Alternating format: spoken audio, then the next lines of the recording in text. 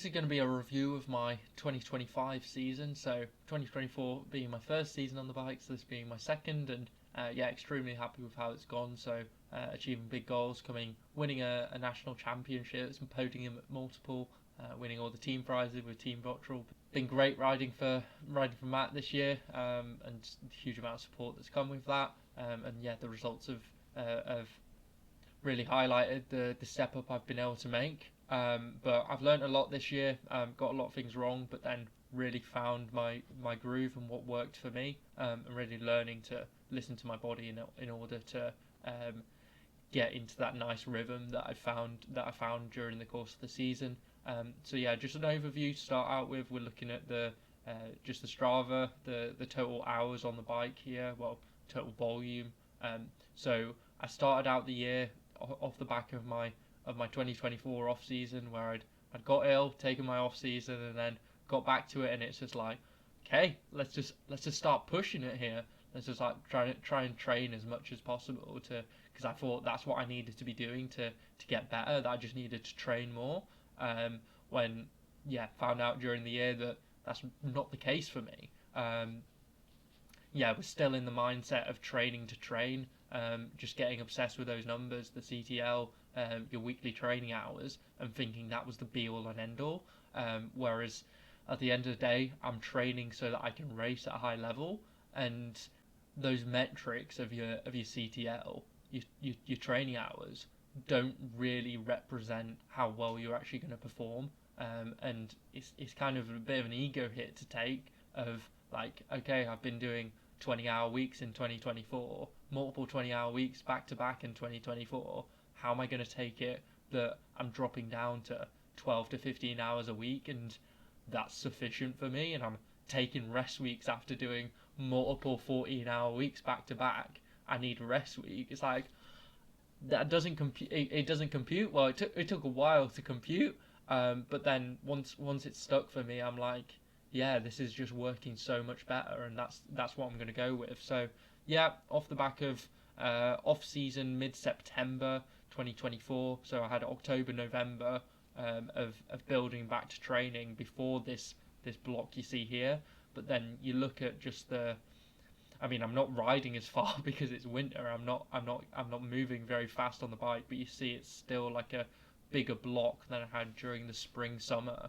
And I'm getting up to some really big volumes. So Faster 500 week, probably not going to do that this year because I am not going to be at the stage of training where I'll be doing a 20-hour week.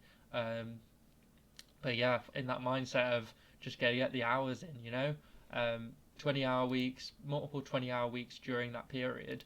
But then I kind of got to the new year, that February time, and I'm just like feeling a bit burnt out, feeling stale. And the main thing was that clicked for me is I was just getting these minor bouts of illness back to back. I get a minor bout of illness, I'd work through it, and then I'd get ill a couple of days later, and I'm just like, what is this? Because it wasn't that illness where you're in bed for a couple of days, so it wasn't so obvious as to, oh, just take a couple of days off the bike and then you get back to it. It was, oh, I can train through this, but then I'm not quite right, so should I be pushing it? Is the quality going to be there with the sessions? And you're just in that limbo state, and it was just a horrible place to be. But I'm still just like, I just need to get the hours in, and it just took me going like, no, we just have to really cut it back here. So March, just really cut it back, and then towards the end of March, got back to some decent training, and just found that sweet spot of what worked for me, and then kind of stuck with it from there. So like stayed at that steady 12 to 15 hours a week over the course of the year, and that worked really well for me. And I found that I was able to maintain like a very nice level over the course of the year. I was able to build on it, not to crazy heights, but equally I didn't have any lows where I got wiped out with illness. I mean, after my first TT, mid-April, I got ill, but then other than that, I got ill at the end of the season. That was it. And yeah, illness is partly luck, but I know for me, my life's pretty simple. Training full time, I can kind of correlate illness towards my training. Like the training volume and what training I'm doing is the only changing factor. So if I'm getting ill and I'm training a lot, that makes sense. So yeah, I've just been finding that this lower volume worked really well for me, and definitely what I'm going to stick with going forward. It doesn't mean I'm not going to build to some big weeks in the future, but for the most part, I'm going to keep it nice and steady. From April, built back to some decent training, and then just finding that rhythm. And I kind of had two peaks over the course of the year. So I had a peak at the end of June for the British Cycling Time Trial Championships, which is in Wales, and then that was on the Thursday, and then on the Sunday we had the National 50, so two national championships in 1 week. That was the first peak of the season, then took like an off-season break, so a few days off, and then building back to the 25 and specifically the 10-mile national championships at the end of August, so kind of having two peaks of the season. So nice steady build, April to end of June, take a bit of a reset, take a hit in fitness, and then build up again so that I can hit peak form end of August. Now that worked well. I'm gonna have a similar approach next year. I mean, I'm gonna have a similar sort of racing calendar, wanting to do same races and at the same sort of time of the year. But I think I will do that slightly differently because this mid-season break was a little bit too much. So I'm thinking I kind of want to split that break of like, because I had this break of 4 days off the bike, I think. National 100 was 2 weeks after the 50, so it was quite I wasn't expecting to be in great form for the 100, but it was still like a bit too soon, and even by the 20 national 25 at the start of August, I wasn't quite where I wanted to be. So I'm thinking like kind of split that definitely need a break midway through the season, but not a significant 4 or 5 day break. I think split it up, like maybe like a 2 day break after the 50 and a 2 day break after the 100 would work well for me. But yeah, still finalising my plan for 2026, but going to look similar. Two peaks of the season, British champs end of June, and then National 10, where I'm hopefully going to defend my title end of August. Looking at the good old CTL, ATL, TSB that I plot in a graph here. So yeah, it's better reflected than the Strava hours, I'd say, where you look at the start of this season. I've got this really big hump of a huge amount of training, and then from there, after I'm like, this is just not working for me, I take the ego hit, drop down to this lower volume, and then I'm dancing around that similar volume over the course of the year. That 700 weekly TSS seems to work really well for me. So in the future, it's like 700 to 800 probably. Some big weeks I'll maybe do 900 TSS, but not deviating so far from that. Whereas before it was just like, okay, how many 1000 TSS weeks can I stitch back to back? Can I get the CTL to above 1000 and maintain that? Like, I thought that was the way to become a better bike rider, but for me, to race better, I need to be at this lower volume, probably more intensity compared to someone who's smashing the big hours. But yeah, this works much better for me. Also track things like heat adaptation, sleep. Started tracking heart rate variability averages. So yeah, just got some nice data in this spreadsheet. Going to another spreadsheet, this being a big one I showed at the start of the year, of like my plan for the year, and adapted this a huge amount. So this was my original winter training block. The winter that went wrong, the winter that I got to the end of it, and I'm just like, what am I doing? This is just not working for me. So yeah, there's a lot of sprints, a lot of torque work, but and it was a really good training block. But I was just trying to. I think the issue was I was just trying to push everything at the same time. If I was just focused on this intensity of the sprints and the torque work, it might have worked really well. But I was also trying to push to consistently doing 20-hour weeks at the same time, and yeah, combined together, it was just too much for me to handle. And hence had this burnout in February. So I mean, there was signs of it earlier on. I mean, this was when I crashed, so it's bit mean to include that, but I mean there were signs earlier on of really struggling and failing sessions that should have been an indicator as to, okay, we need to dial it back here. But yeah, it took me getting these minor bouts of illness back to get back before I was like, okay, yeah, this is too much for me.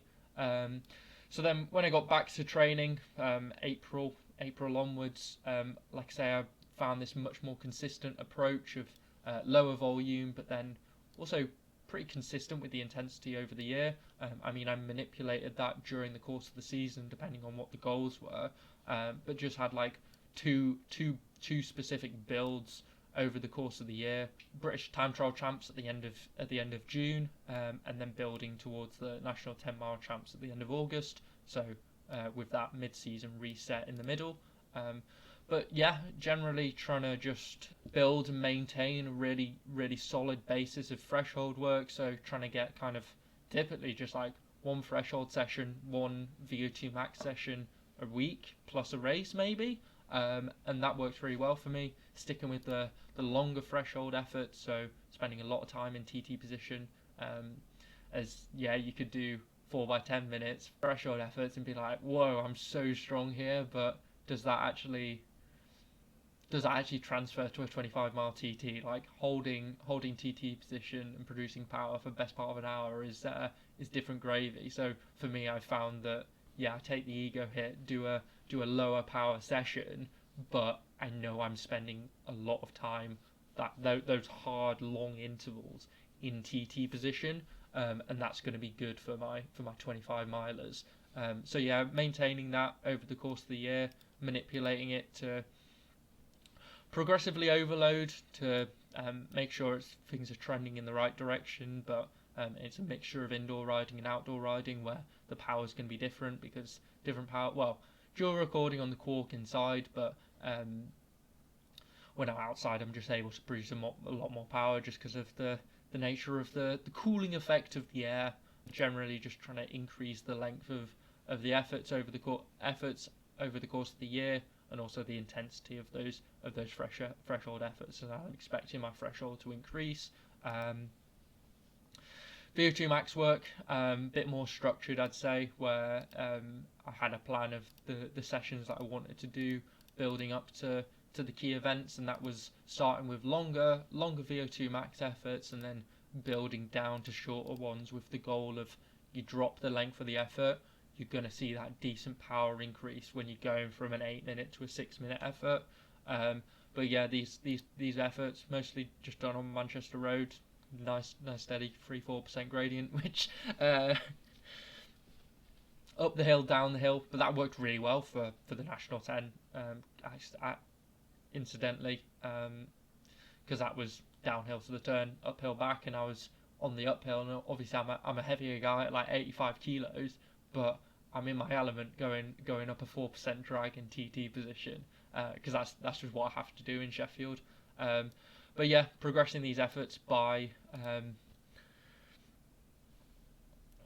manipulating the volume, so the total amount of work done per session, but then also making sure I'm bumping up the power, so I want to see it trending in the right direction. And then I had a similar build for the National 10. Went back to the longer VO2 max efforts, and then building down to the shorter ones. And yeah, that worked really well. Just very simple sessions, 40 to 50 minutes of TT threshold, 5x8 minutes VO2 max, 10x4 minutes. You know, it's I found that keeping it nice and simple works really well for me. Couple of other things. I did these submaximal fatigue tests as part of my warm-ups during the year to try and like indicate if I was improving. But I might continue doing them next year, but I don't think they're super valuable to me. I mean, I haven't seen a huge. I think if you could get very good at being objective about it, they could be very useful. But for me, I don't think I'm good enough at evaluating those performances. Torque work, I did maintain some level of torque work over the course of the year, so I did a huge amount of torque work during the winter, and then try to maintain that a little bit. But I do that as like unstructured talk. So I do go out for a session, and I do a couple of talk efforts at the start, just outside. So not being super prescriptive about I need to be hitting this power, this cadence. It was more just, okay, this is a good hill to do it on, a good length hill to do it on. I whack it in a really hard gear, and then I'm like, okay, the power's good, the cadence is good, but I'm not stressing it in the same way that I would be if I'm doing those sessions on the turbo. Gym, I did gym basically once a week, but I was doing kind of easy sessions for myself. I wasn't trying to push it in the gym, and I actually transitioned to doing unilateral gym sessions during the course of the year, with the goal of mainly just keeping my body functioning in the right way. So I've got a weaker left leg compared to my right leg, so I do these unilateral gym sessions to try and like keep that left leg firing as best as it can, so that my leg strength discrepancy is as small as possible. So I'm bringing it into balance with my right leg. Tempo, similar to this was earlier on in the year, but similar alongside the threshold work. Heat training, I did experiment. I did start doing some heat training at the start of the year, but talking with Simon Belden at Team Bottrell, he had some concerns about it, and he's known lots of people that have really overdone it. I am going to be experimenting with heat training again this winter, but in terms of 2024-5, I basically just didn't touch the heat training. I just felt like it wasn't necessary. It was just another thing to go wrong. But now that I've kind of found my rhythm of, okay, this lower volume works really well for me, I think I can try and introduce the heat training and try and get the benefits from that. But I overdid. I fucked up the heat training in 2024. But that was, looking back on it, it's like, yeah, because I was trying to smash the volume at the same time. So maybe if now that I've found this volume that works well for me, I can try the heat training. And with me looking at doing track stuff, like heat training is going to be important for that, even for a 4-minute effort. So yeah, moving on to the actual races I did. So last year I actually did a lot of crit races. Moving on to the actual races I did. So last year I actually did a lot of crit races and didn't do as many time trials. Whereas this year I basically did very little road racing actually. And it wasn't too successful.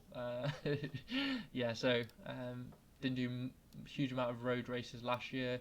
Did almost a similar amount this year actually, but I was not doing much bunch racing. I've found that I just don't really have the head for it. I've improved my technical ability this year, but still just that mental aspect of being in the bunch, being so close to other riders, and someone can fall down at any minute, and if it's in front of you, there's fuck all you can do.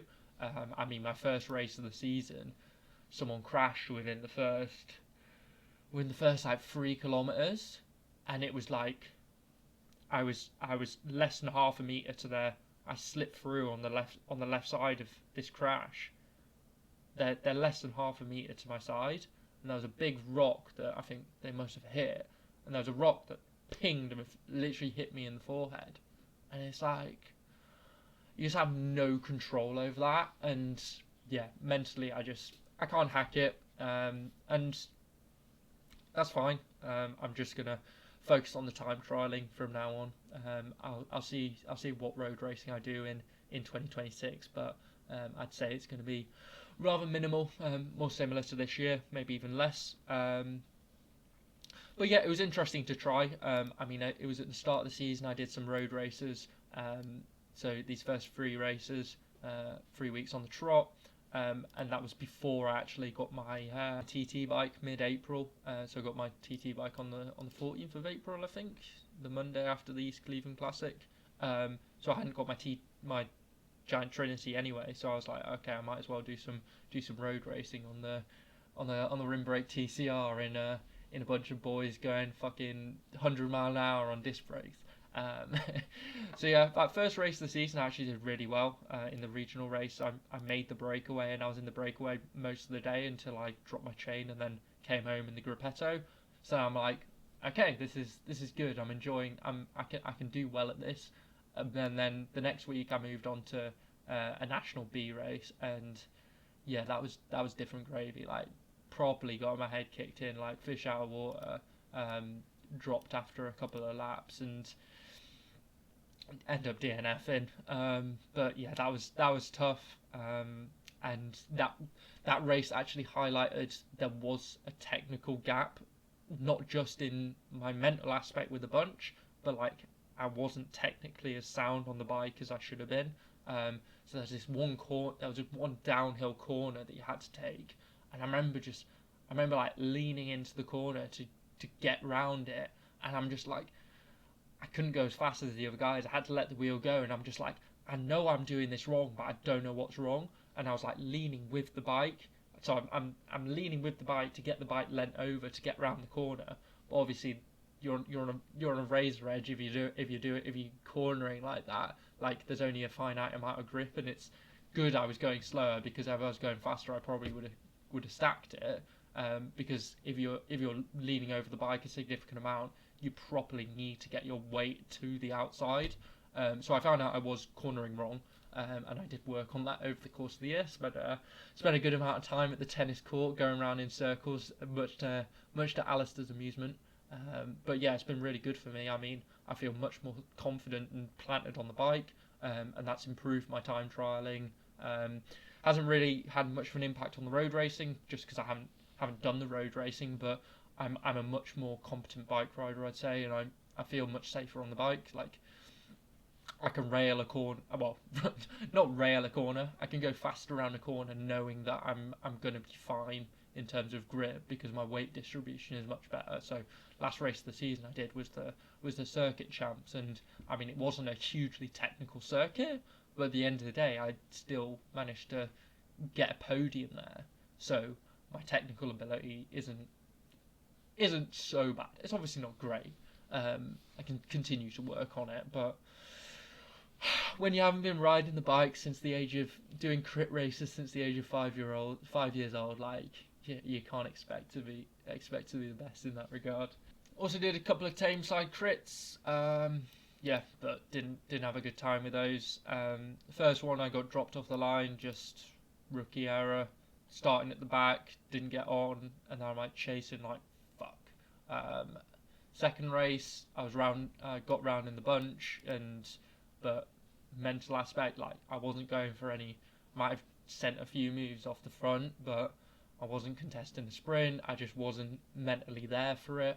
And then the last one I did, mechanical issue, pulled my foot out, fucked up the corner that I struggle with the most, and then I was chasing off the back for that. So yeah, didn't have a good time with the crits, and it's not like I'm super keen for them as well. It's not like I'm scared of them, but at the same time I'm not like amped up and ready to go for them. So yeah, I'll see what I'm doing and see what I want to do in 2026, but not sure how much crit racing will be there, because yeah, shit can just happen and there's nothing you can do about it. I don't really like that. This race was alright. I felt absolutely fine in the bunch. It was just like a very like negative race, like negative racing. It was, the speed just wasn't as high as it should have been. Like, people were on the front and just blocking up basically, just because I had one teammate in the breakaway. So people who are technically better than me are using all their energies to get to the front, but then they're at the front and they're doing nothing with it. So it's like there should have been attacks just like firing off the front for the whole 2 hours, but there was just like nothing. It was just a slow, boring ass race. I mean, I got to the front once and tried to make a move to split it, and I was happy that I tried that. But other than that, I was just stuck at the back of the peloton and not able to move up, just because we're just blocking the entirety of the road. And yeah, there's no results because people were being silly. This regional race that I did, last road race of the season, actually really enjoyed this. Did this in 2024, really enjoyed it. It's a good course. I think it's quite a safe course actually, even though it's really on some tight country roads at some stage. But yeah, really enjoyed this one. And best road race of the year, obviously. More tactical error that I didn't place better. Kind of showed my cards. Tried to thin out the group to force the winning move, and as a result of that, kind of got bullied and wasn't able to slip into any moves after that because I'd been trucking on the front for the first few laps to try and rip it to shreds. But yeah, enjoyed that one and was happy with that performance. And then the last BC result of the year is the National Time Trial Championships, which was a decent result for my first one, but it wasn't a course that suited me. It wasn't my best day. I maybe got the tapering slightly wrong. Arguably, my best form of the year came on the Sunday, but it wasn't quite there on the Thursday. So I'm thinking that maybe I should play around with my tapering strategy a little bit more. Because I found at the end of the season I can perform really well for a good few weeks off quite little training, like being pretty fresh. So maybe I need to just be confident that I'll be fine for the 50 at the end of the week and just be a little bit more fresh coming into the national champs. But also it was just like a stupidly steep hill that I had to go up at like 3 minutes at best part of 500 watts. And after the first time up that hill, I was just absolutely cooked and had to really chill out for the second lap. But yeah, it'll be interesting to see if I can do the national champs again in 2026. Fingers crossed. And also what the parcours looks like. Didn't do much road racing in 2025 and primarily focused on the time trialing. So less race days, but more time trials. So I did 17 time trials in 2025 compared to my 9 in 2024. There was also could have done a few more. I had a few DNSs. Just wasn't able to. Either events were cancelled, wasn't able to make it to events, stuff like that. So if all the events went ahead as planned, I think I would have done 19 or 20 events. So yeah, a significant amount more, but obviously far fewer race days when it came to the road racing and the BC stuff. I'm on Spin Data. This is the best metric for tracking performances, like I've mentioned last year. So for each race that you do, it generates a score, and then an aggregate of these scores is used to get kind of your average score, which is used for your national ranking. So in 2024, my national ranking was 25th in the country, and you see how these scores were generally getting better over the course of the year. Not everyone better, but this upward arrow shows that your aggregate, so your the score that's used to generate your national ranking, that's been improving. So I was generally in the 80s, hit a 70, and then 55 for my best race of the season, the national 10, which probably should have been a better score than that, to be honest. But just the way the ranking system works, it has some quirks to it where it's the most reliable tool we'd have to evaluate performances, but it does have its limitations. So understanding those limitations. But yeah, over the course of the year, my average score was steadily improving from the mid 80s, and with that, my national ranking's improving. And then by the end of the year, it's at 25 points once I've got a lot of good performances in the bank that are contributing to my score. So starting out really well, actually. These are close to my best performances from 2024. These ones not so good, not as good, but I understand the limitations of why these scores aren't as good. And this one especially, really not too bad. This one, yeah, still not a terrible score. Like, I understand why it's not so good. But then back to more conventional out and back time trials, or well, this one's a circuit actually, hilly circuit. But yeah, good scores compared to 2024, like better. This was the first time I exceeded score from 2024. This was even though the score isn't as good as this one or these two. I'd say this is probably one of my best performances of the season. National 50-mile championships, that was really standout one for me. And then from there, really just hammering home some really good scores. Ones where they're down, so they were lower than my average ranking at the time. I can still evaluate them regardless and be like, okay, yeah, I know that was still a really good performance. It's just Tim Torrey was much higher than expected and probably brought down the average score, but I mean, I won the national 10 and I won it by a fair way, so I can't I can't be too disappointed with that. I mean, that's still a great performance from me, winning by 19 seconds ahead of teammate Rob. Um, these two good performances, 25 and 10 mile PB. And then this one was also a very good race from me, I'd say. But you'd see it's a lower score, and you'd be like, okay, so it's not a good performance. But then it's the limitation of how the scores are calculated. So as a minute 24 seconds ahead of second place, and then another 50 seconds back, so 2 and a bit minutes to third place.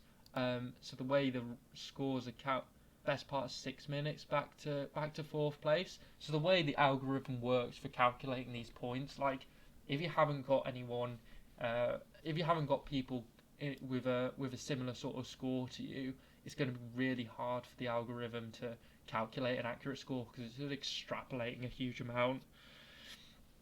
So yeah, even though this score is slightly lower, I'm going to blame Ben and Ben. Yeah, they just they did better than they should have done. But it's like I know that those were good performances. Looking at the other factors, like for example, this performance, this is a 26. But one of the reasons why this is a good performance is there was other people within the same ballpark who have done also, like other top guys doing good performances. And that's why it gives you a lower score. But yeah, the main thing was these are all trending in the right direction over the course of the year. I did well at the national championships, which are the big goals of the season, and yeah, set some nice fast times along the way. Evaluating these performances in other regards, I've got the master spreadsheet. So I've had this since last year, but it has definitely evolved to become a different beast. So yeah, I've got all my performances, time trial performances since I started racing. So yeah, I've got the 17 races from this year, just tracking things, average speed, which of course it is, heart rate, power of course. Interesting thing I started doing this year was a left side equivalent power. So 2024 I was using a left-sided single-sided 4eyes, single-sided Asioma for time trials. So I was only getting the left side, and my left leg is a bit based on data from my kicker, and compared to the single-sided power meters, I was pretty sure that my left leg's weaker. This year on the new Trinity, I've been on the Cork, which is kind of a right-sided crank-based power meter that gives an estimate of the left side as well, so it does give that left-right balance. The power times the left-right balance times 2 gives like the left side equivalent, so I can kind of in a way compare to the powers from 2024. So my best 10 miler in 2024, 402 watts. My first 10 miler in 2025 was 403 watts. So it's like I knew I was in good shape, despite fucking up the training and then just about coming back to a half decent level. But I knew I was still a stronger athlete than I was in 2024, similar to what to my best in 2024, and then just continuing to build from there. So putting down some really good performances. So the National 50, doing similar power to what I'd done for the National 25 the previous year. Considering you're racing for another 45 minutes, that's very very happy with that. And then setting some nice power PBs. 444 for a 10 miler, 410 for a 25 miler, and yeah, very good left-sided equivalents. Stuff like CDA, this is just from a basic CDA calculator that I use, but it's interesting to see. But I've got notes here for different factors to consider, because depending on the elevation of, even if it's a net zero elevation, like going up hills and down hills does slow you down. So super hilly courses going to have worse CDAs. Dual carriageway is going to be faster with better road surface, better traffic flow. Closed circuits with all the corners, the stopping and starting, it's going to be worse. So this is just a precursor, and then from that I've got more accurate CDA measurements for just out and back courses. Tracking all my spin data stuff here. I've got my time, the score, and then compared to how far off I was from the course record. And this is an interesting thing I've started doing this year, and I've actually gone back through all of my past performances and evaluated those as well. And this is a way to I initially did it as a way to like calculate the wind, which is a really good proxy for the conditions. I mean, if you don't know, there's certain conditions that are just going to be fast for time trialing. So especially if you've got a straight out and back course, you want it to be warm and low wind. There's things like low air pressure, but there's lots of things that change that. But just the things that you might look for on the forecast, you want warm, low wind. Like, you want to be able to perform in the heat to be fine for the warm, but everyone wants low wind. You know, low wind equals fast. Pretty simple equation. So yeah, I've got a way of calculating, estimating total airspeed, and then from that using the differential between total airspeed and ground speed to work out what the wind was. And these wind values that I come up with, they're not direct, like this is 7 kilometers an hour tailwind versus headwind. I don't think it's a completely additive thing. So I'd say that this might be like a 20 kilometer an hour, 15-20 kilometer an hour wind, but then it adds to the way the calculation works. Is it's maybe that wind times by a factor. What I do is I take a segment from an out and back where I'm traveling out and back. I'm hitting that same section of road in both directions. So if it was a 10-miler course, you might start and end in different places, so that I have to kind of truncate it. So it could be for the whole course, it's like maybe like a 3.5-4 mile section where you're going in both directions, but I'll make a little crop to make sure I'm getting it in both directions as accurately as possible. And then I'm looking at the elevation change, adding that into the equation to account for gravity. Depending on how flat it is, it doesn't make much of a difference, but if it's an uphill out, downhill back, it can be very significant. So I want to account for the gravity, and I'm also like taking 2 sets of elevation data. If on the way out it thinks I'm starting at 20 meters of elevation, but then on the way back it thinks I'm ending at 21 meters of elevation, 22 meters of elevation, then I'm taking the average of that and saying that, okay, averages out to I'm starting and finishing at 21 meters of elevation.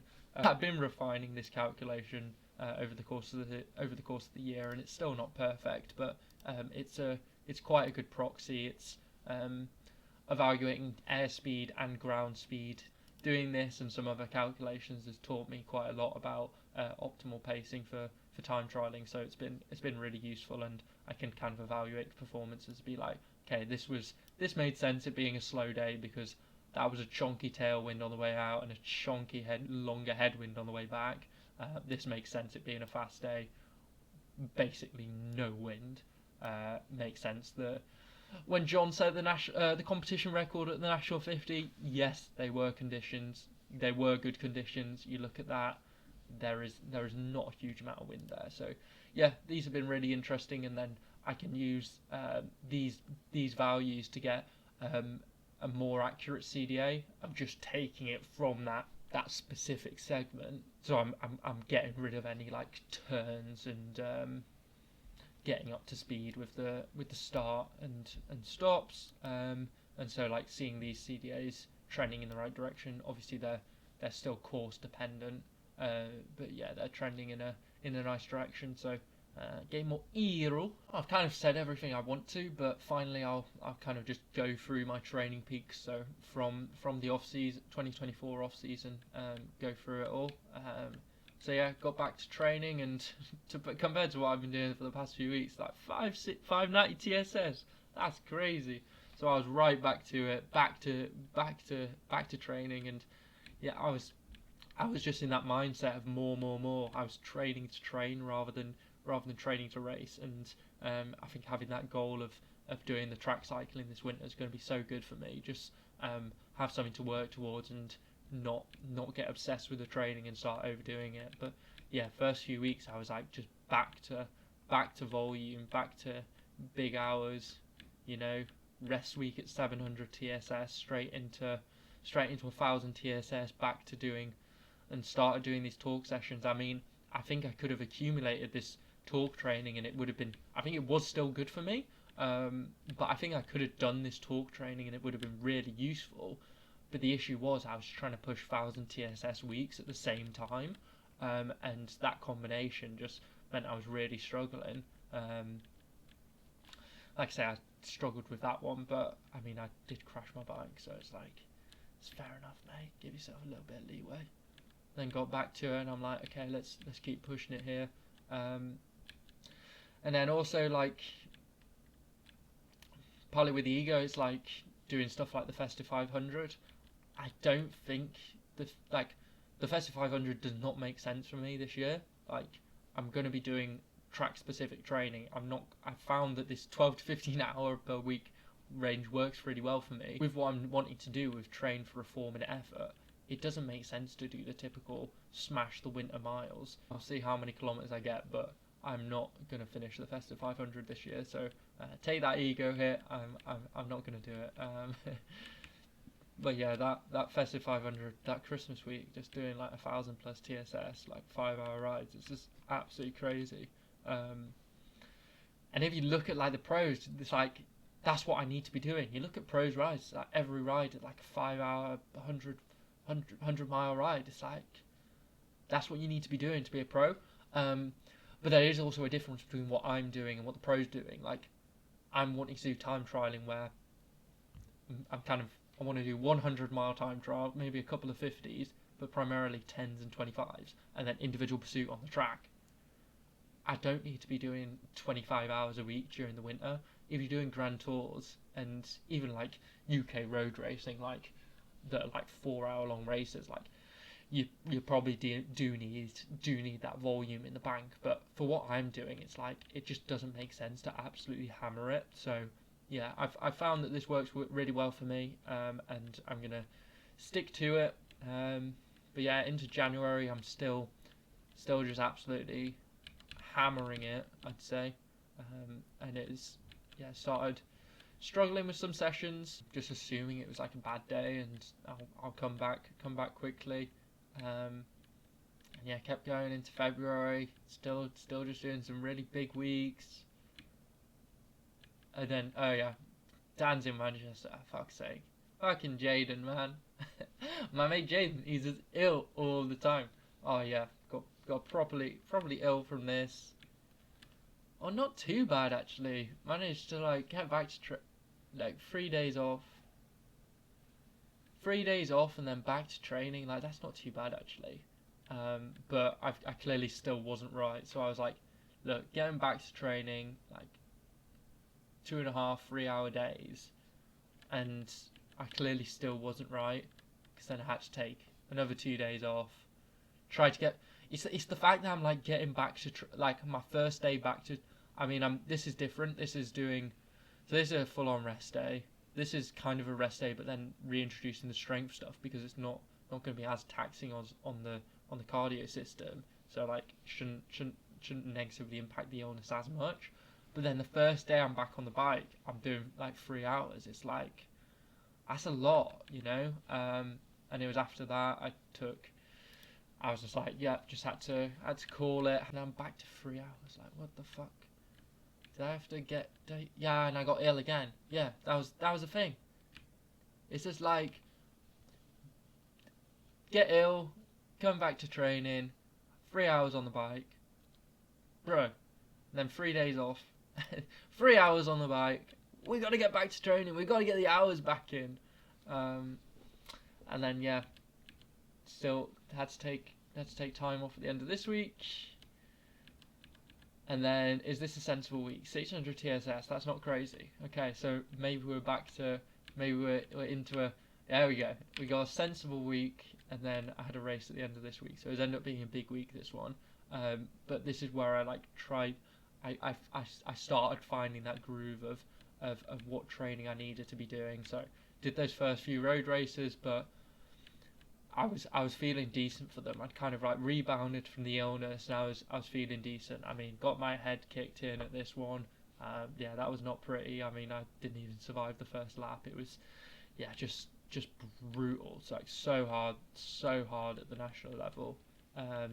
And then first time trial, then got ill again, but just a couple of days off, and then from there didn't get ill until just before the National Circuit Champs at the end of the year. Bike issue, so I wasn't able to race against John when he did the 15-mile comp record.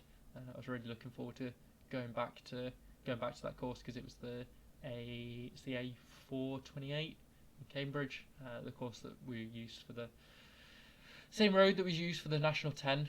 So I was gonna have my rematch with John, but fortunately not. Maybe I'll do that next year. Depends on when and what course that event's on.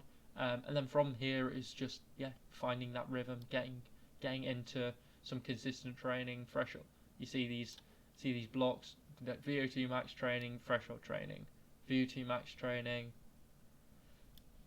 threshold training. 25-mile TT is a threshold session, don't at me.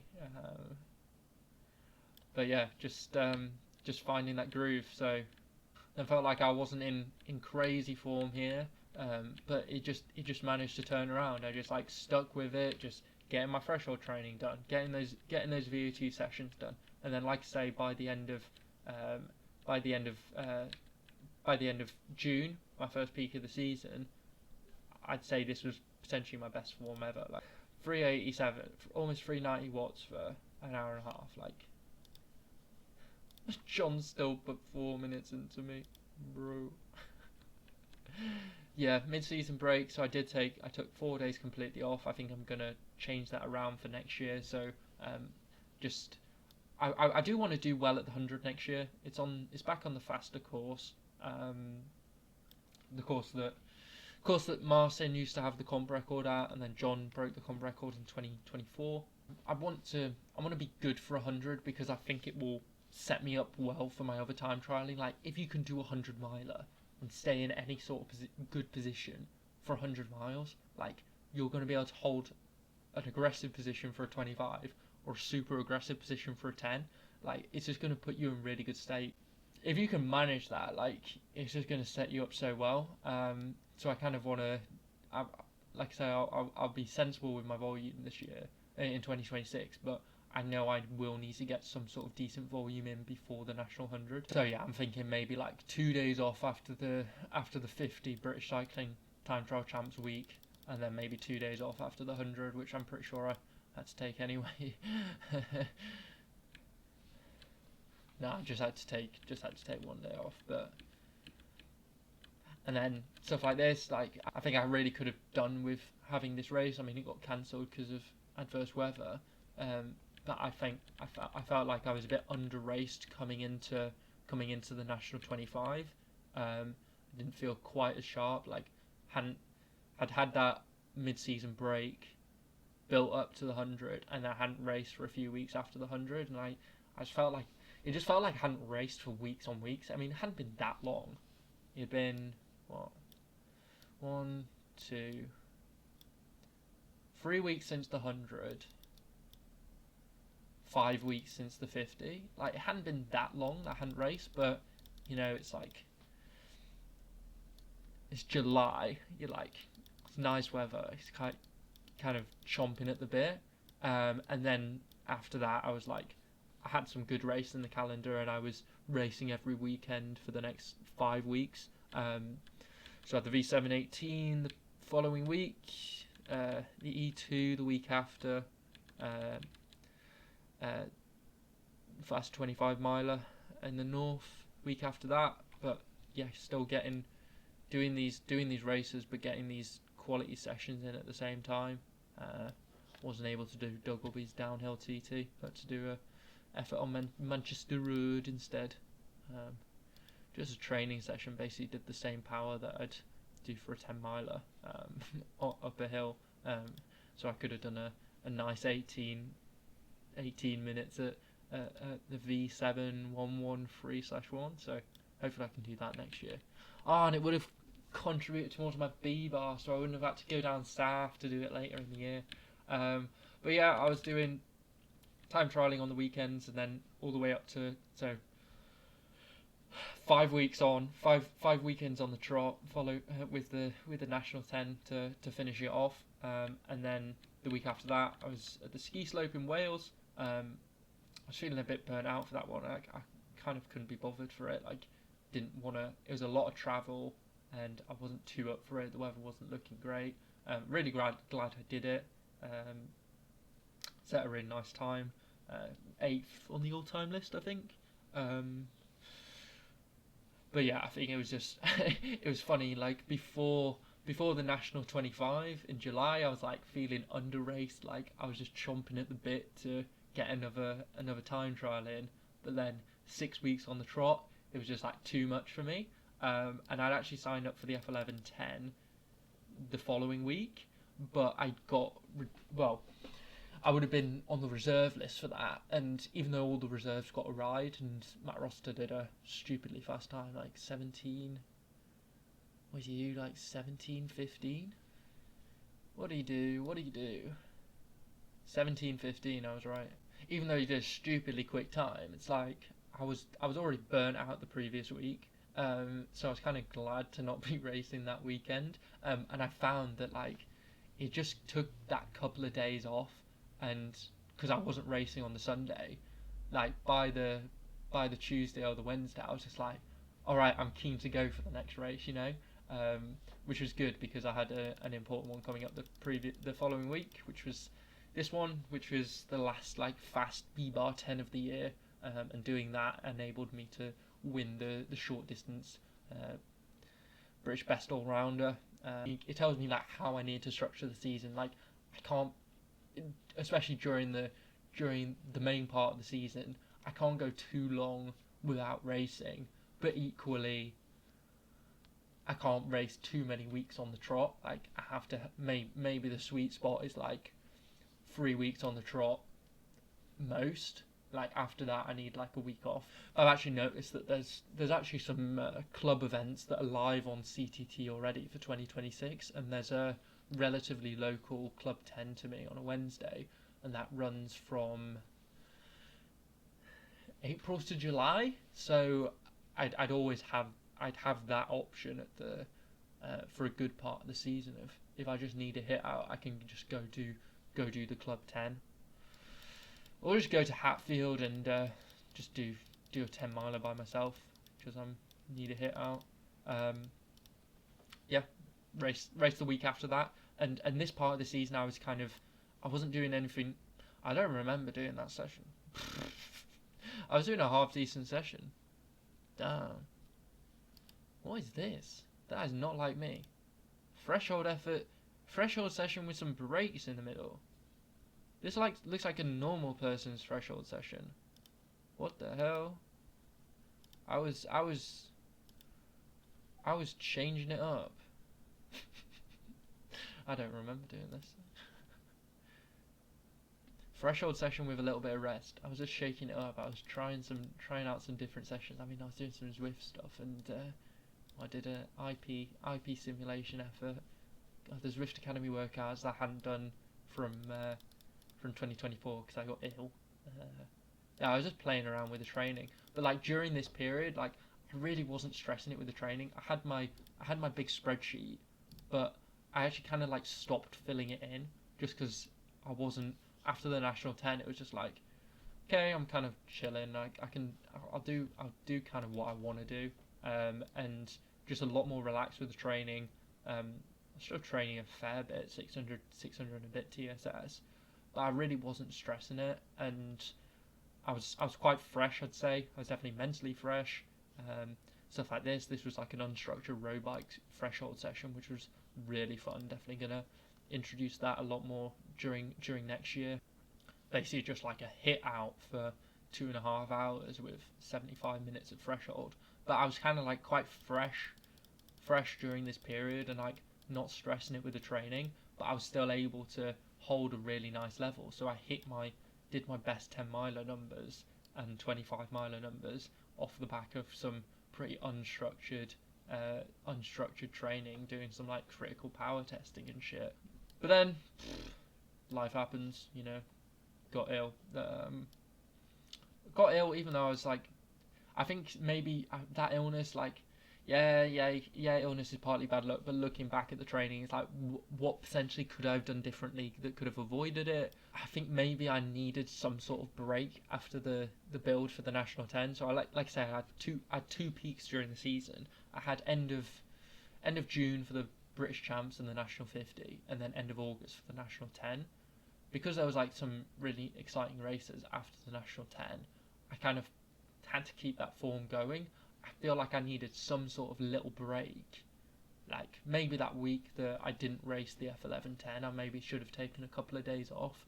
But hindsight's 2020, you know. Like, and I was holding really nice form just off quite relaxed training. So it was working well. But I just needed some sort of like more significant break of just a couple of days off the bike, and maybe I would have dodged that illness. But yeah, a couple of days off, eased back into training. Actually kind of struggled. Basically, I ended up taking like a whole week off, and then just getting back to I took a lot of time off. Fucking hell. Yeah, I wasn't feeling great. But yeah, just doing some sort of training, getting back to it just so I could show up for the National Closed Circuit Champs. Wasn't really expecting anything, but obviously I still had that good that season of training in the legs, so I was still able to do a decent performance. You know, it felt like I was smashing 500 watts the whole time. The circuit's just like, you feel like you're just smashing infinite watts, and then the power is just like nowhere. It's like, what? Big old ramble at the end there, if you made it here. Cool. I reckon the only person who's going to make it here would be me. I was rewatching my like season review from 2024. It was decent. I think there was some decent stuff in there, but way too much rambling. I'm just like a professional rambler, you know. Yeah, I should end the video. Yeah, even though I took this week of illness, and like got back to riding so that I could do the circuit champs, I still decided to take my off season immediately after that. Felt fine for this first week and then got ill the second week, and then it's taken a while to kind of ease back into the training, but feeling back to normal now. Able to zone 2 ride at decent power, decent heart rate, and yeah, coming up with my plan for the 2026 season, which is almost finalised, and then I'll make another rambly, boring video going over that.